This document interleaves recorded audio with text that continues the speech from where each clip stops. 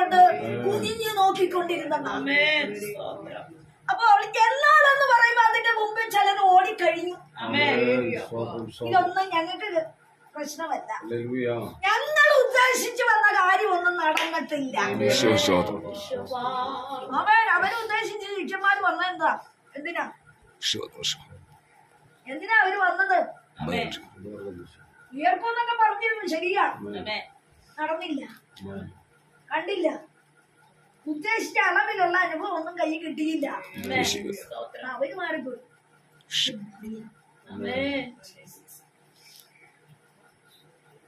ചോദ്യം ചെയ്യുന്നവരവിടെയുണ്ട്. തോട്ടക്കാരൻ മിന്നുന്ന പ്രകാശത്തോടെ ദൂതം വെളിപ്പെട്ടു, മനസ്സിലായില്ല.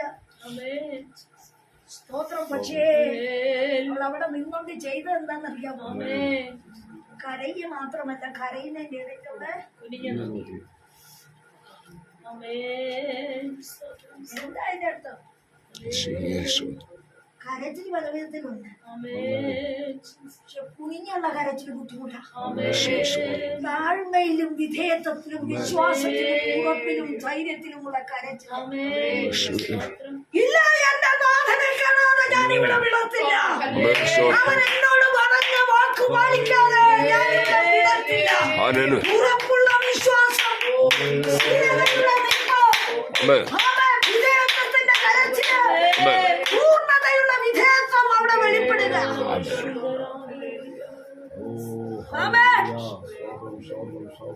നമ്മൾ പല വിഷയത്തിന് കരയുന്നവരാണ്. എന്നാൽ മറിയ കല്ലറയുടെ പുറത്ത് കരഞ്ഞുകൊണ്ട് കരയുന്നതിന് ഇടയിൽ അവൾ കുനിഞ്ഞു നോക്കി. സ്തോത്രം. നോട്ടവും ശ്രദ്ധയും അവളുടെ ആഗ്രഹത്തോടൊപ്പം ഒന്നിച്ചു നിന്ന് കുനിയുക.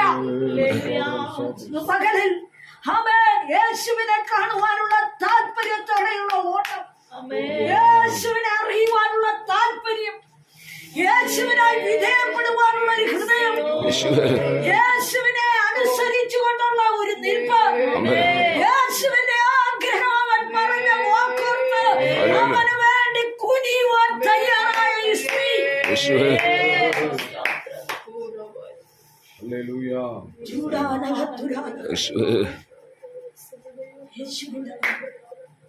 യേശുവിന്റെ നാമത്തിൽ ഇന്ന് പകൽക്കാലം പരിശുദ്ധാത്മാവ് കുനിഞ്ഞു കാണും. പലർക്കും കുനിയും മനസ്സില്ല, വിധേയപ്പെടാൻ ഇഷ്ടമില്ല, അനുസരിക്കാൻ കഴിയില്ല. കല്ലറയിൽ ഒതുങ്ങുന്നവനല്ല അതിനകത്തുള്ളതെന്ന് അവൻ ഉറപ്പില്ല. അവൻ പറഞ്ഞ വാക്കിൽ പിടിച്ചല്ല അവർ നിൽക്കുന്നത്. പലപ്പോഴും അവർ പതറിപ്പോകും. അതുകൊണ്ട് കാര്യം നടക്കുന്നില്ല. പകലിൽ ഒരാശയം മാത്രം ദൈവാത്മാവ് പറയുക. ദൈവത്തിന്റെ ആത്മാവ് നിന്നോട് സംസാരിച്ച വാക്യത്തിന്റെ ഉള്ളില് നിന്റെ ഉള്ളിൽ ഒരു ഉറപ്പ് കിട്ടിയിട്ടുണ്ട്. അത് നിനക്ക് വിടുതല്ല.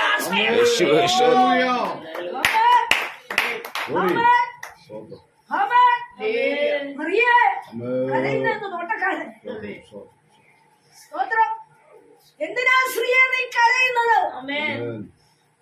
അപ്പോഴും അവൾക്ക് രൂപം വ്യക്തമല്ല, അവ്യക്തത അവിടെ വെളിപ്പെടുക. തോട്ടക്കാരൻ അപരിചിത സ്ഥലത്ത് ഇരുട്ടുള്ളപ്പോൾ ഭയമുണ്ടാകാം. ഒറ്റയ്ക്കൊരു സ്ത്രീ നിൽക്കുമ്പോഴും അന്യപുരുഷൻ അവിടെ വെളിപ്പെടുന്നു. പറയാ, നീ എവിടെ വെച്ചു? അവിടെ ഞാൻ എടുക്കാം. ഒരു ചത്ത പുരുഷനെ ഒരു സ്ത്രീ ചുമക്കാൻ തയ്യാറ്. സ്തോത്രം. എന്ന് പകരം പരിശുദ്ധാത്മാവ് പറയുക, നിന്റെ ഉള്ളിലെ വിശ്വാസത്തിന്റെ തീഷ്ണതയ്ക്ക് വേണ്ടി ചില ചിലവുകൾ നീ വഹിക്കുവാൻ തയ്യാറായിരിക്കണം. സ്തോത്രം. സ്തോത്രം. സ്തോത്രം. ഹല്ലേലൂയ. തോട്ടക്കാരൻ നിരൂപിച്ചത് അവൻ എവിടെ വെച്ച്? തീഷ്ണതയുള്ള ചോദ്യത്തിന്റെ മുമ്പിൽ യേശുവിന് വേണ്ടി എരിവുള്ള നിന്റെ ശബ്ദം പുറപ്പെടുത്തു വരുമെങ്കിൽ ദൈവത്തിന് നിന്റെ വാക്കിൽ ചിലരെ കൊടുക്കാനുള്ളത്.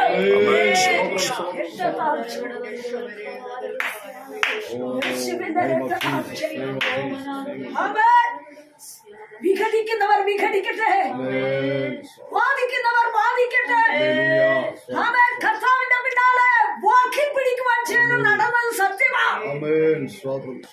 നടന്നോട്ടെ. എരിവുള്ള തീഷ്ണതയുള്ള വിശ്വാസ ജീവിതത്തിന്റെ മുമ്പില് നിന്നെ അലട്ടുന്ന പ്രതികൂലിക്കുന്ന എതിരുകൾ പൊങ്ങി വന്നാലും ആ തിരയെ ചവിട്ടിക്കളന്നവനാണ്.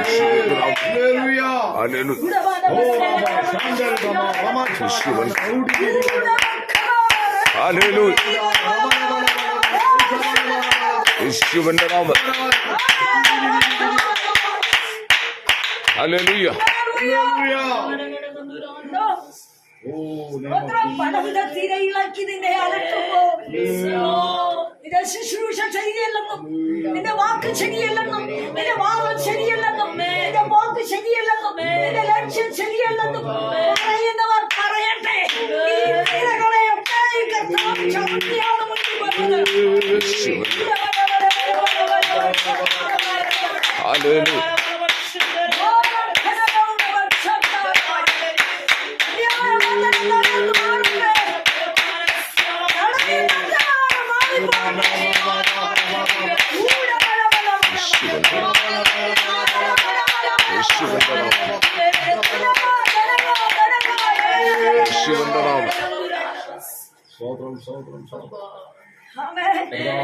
ഉറപ്പുള്ള ഭക്തന് എന്തുണ്ടാകണം? ഓരോ ചുവട് വയ്ക്കണം. ഉറപ്പ്. നീ പരാജയത്തിൽ നടക്കുമ്പോൾ, വേദനയിൽ നടക്കുമ്പോൾ, ഞെരുക്കത്തിൽ നടക്കുമ്പോൾ, അലട്ടലിൽ നടക്കുമ്പോൾ, വാദത്തിന്റെ നടുവിൽ നീ നടക്കുമ്പോൾ, ഇല്ല എന്നോട് വാക്കു പറഞ്ഞ കർത്താവ്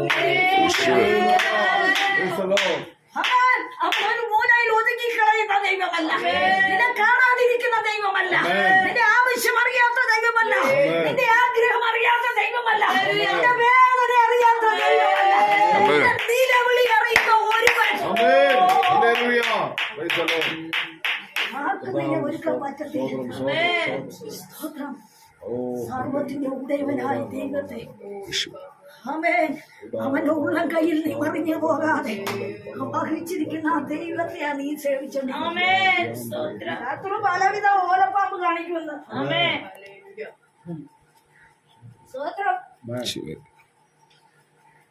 നിരാശയും നീരസവും വേദനയും സങ്കടവും അന്യപ്പെടുത്തലും ഒറ്റപ്പെടുത്തലും എതിരിടുന്ന ബാധിക്കുന്ന വാക്കുകളും പകയ്ക്കുന്ന അനുഭവങ്ങളും ഉച്ചീകരിക്കുന്ന അനുഭവങ്ങളൊക്കെ കാണിക്കട്ടെന്ന എന്തെല്ലാം പ്രതികൂല ഒഴിവ് വരുമെന്നറിയാം. ക്രിസ്തുവിന് ശത്രുക്കളായ ഒരുപാട് പേരുണ്ട്. ക്രിസ്തുവിന്റെ തത്വവും അതിന്റെ വചനവും വിളിച്ചു പറയുമ്പോൾ അവർക്കെതിരെ ശത്രുവുണ്ട്. ശത്രുവിനെയൊക്കെ മാറ്റി നിർത്തിയിട്ട് നിനക്ക് ഒന്നും ചെയ്യാൻ സാധിക്കത്തില്ല. കാരണം ദൈവം പറയാ കളയെ കൂടെ നിൽക്കട്ടെ, വളർന്നോട്ടെ. പക്ഷെ നീ ഒരിക്കൽ പുറത്തു വരും.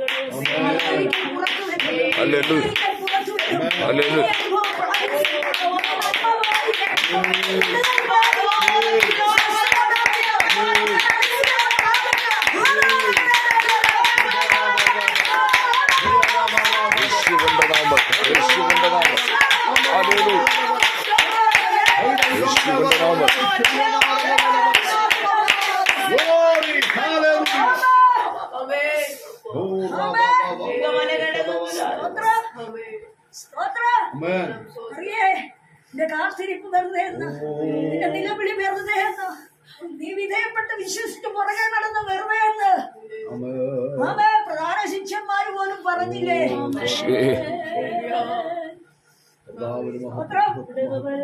നഗരേന്ന് പോകാനായപ്പോ ഈ ശിഷ്യന്മാര് പറയും വാടി വരും മറിയേ, അത് പോയില്ല. ഇനി നിന്റെ കരച്ചിൽ വെറുതെയാടി അവര് പറഞ്ഞു കാണും, അവരും ദുഃഖിപ്പിച്ചു കാണും. പക്ഷെ അവളങ്ങനെ പോകാൻ തയ്യാറല്ല. കാരണമല്ല, തിക്കുള്ളൊരു വിശ്വാസം ഉള്ളിലിരിപ്പുണ്ട്. കരയിൽ നടന്നു ചെയ്തതൊക്കെയും ശരിയാ. എന്നാൽ അവൻ പറഞ്ഞൊരു കാര്യം നടക്കാം. ഈ കല്ലിന് കല്ലറയ്ക്ക് എന്നെ ഒതുക്കാൻ പറ്റില്ല. അവൻ പുറത്തു വരുന്നവനാ. അവൻ 3-ാം നാൾ ഉയർത്തുന്നവനാ. ഒരു വീടുകളെ ഉയർത്തുന്ന ജീവിതത്തിൽ, ഒരു വിശാല വഴിയുടെ ഉയർത്തുന്ന ജീവിതത്തിൽ ഉണ്ടെന്ന്, ഒരു ഉദ്ധാരണത്തിന്റെ വഴിയുടെ ജീവിതത്തിൽ ഉണ്ടെന്ന്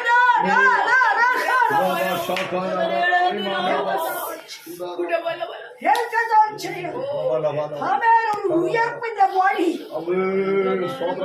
ഒത്തിരി കരഞ്ഞോ, ഒത്തിരി നിന്ന് കരഞ്ഞോ, എന്നാ ഒരു വിടുതൽ കാണാൻ പോകും.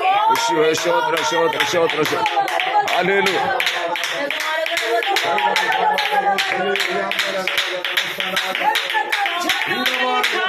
ഓ ഹല്ലേലൂയ.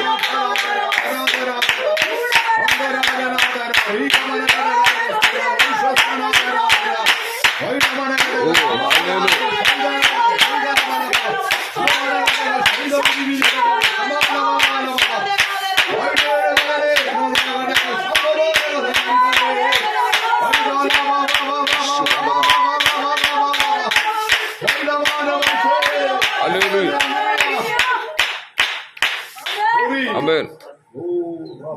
കരച്ചിലൊന്നും നിർത്തിയില്ല. കാണേണ്ടവനെ കണ്ടതിന് ശേഷം കാണേണ്ടത് കണ്ടിട്ട് കോട്ട നിർത്താവും.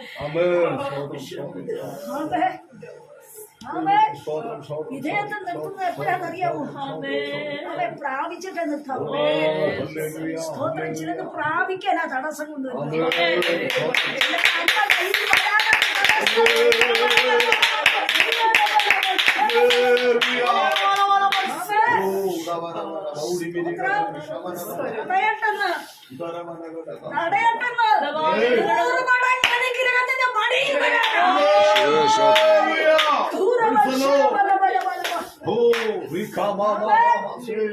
ദൂതനെ കണ്ടിട്ട് മടങ്ങിയ സ്ത്രീയല്ല മറിയ. ദർശനം കിട്ടിയ അവിടെ തന്നെ മടങ്ങരുത്. സ്വതന്ത്രം. ദർശനം കണ്ടാ മടങ്ങരുത്. കാര്യം സാധിക്കും. എന്താ കാര്യം? ഓട്ടക്കാരനെ കണ്ട് മടങ്ങരുത്. സ്വതന്ത്രം. അജ്ഞാതനെ കണ്ടിട്ട് മടങ്ങിയില്ല അവള്. പിന്നെയോ നമുക്ക് ആവശ്യമുണ്ട്. എന്ത്? അവനെ എന്റെ കണ്ണുകൊണ്ട് ഞാൻ കാണും. അവനെ ഞാൻ ചിലപ്പോൾ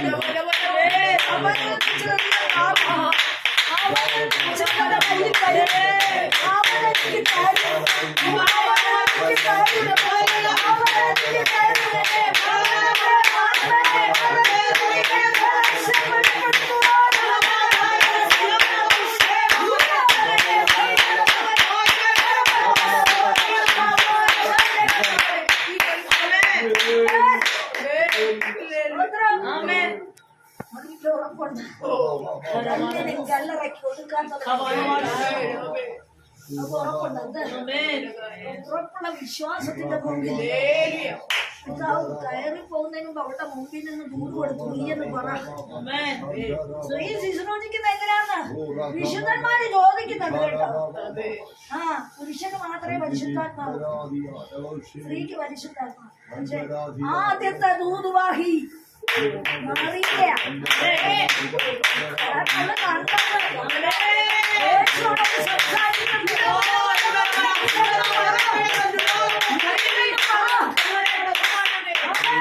ശിഷ്യന്മാരോട് നീ ചെന്ന് പറ. നിന്നെ കൊണ്ട് പറയിപ്പിക്കാം.